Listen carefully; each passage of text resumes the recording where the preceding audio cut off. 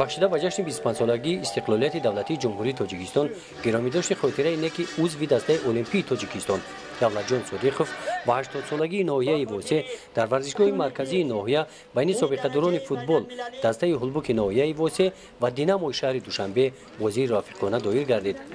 چون رمز احترام و پاسداری خاطره نیکی برادر گرامی یکی از سابقه‌داران فوتبال کشورمان دولت جان صدیقوف خواهش میکنیم یک لحظه خاموشی تا خاطره او را با نیکی یادآوری کنیم.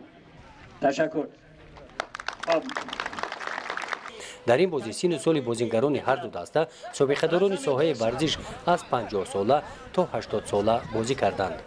چهره‌های شناخته‌ای که سالهای دراز در این دسته بازی میکردند دعوت کردیم و ببینید که چقدر مخلصای بسیار آمدن برای که اینجا چهره‌های شناخته بازی میکنند.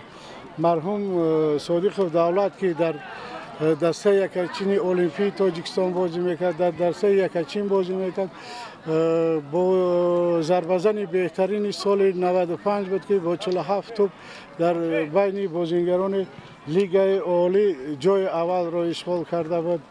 اینجا چهره‌های شناخته رجب علی، نورعلی، سنگ احمد، حلیموف، رجبوف، تبسم یا چهره‌هایی بودند که سالهای گذشته این مخلصا هنرنمایی را نگاه میکردند.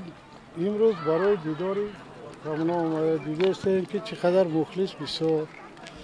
این واخوریا ذوق جوانان را زیاد میکند. فوتبال در دل مخلص فرازان میکند. مخلص هوس دیگری به فوتبال توجه میکند. برای همین این جلب کردن به فوتبال جوانان است مقصد اساسی. دسته هولبوک ناحیه واسه در تاریخ 60 ساله خود سال 1995 در چمپیونات تاجیکستان بین دسته‌های لیگ عالی مملکت جای دوم را اشغال کرده است. مدت 4 سال اخیر هولبوک ناحیه واسه در چمپیونات تاجیکستان در لیگ اول بازی دارد. بازی سابقه‌داران فوتبال با حساب 2-2 مساوی انجام یافت.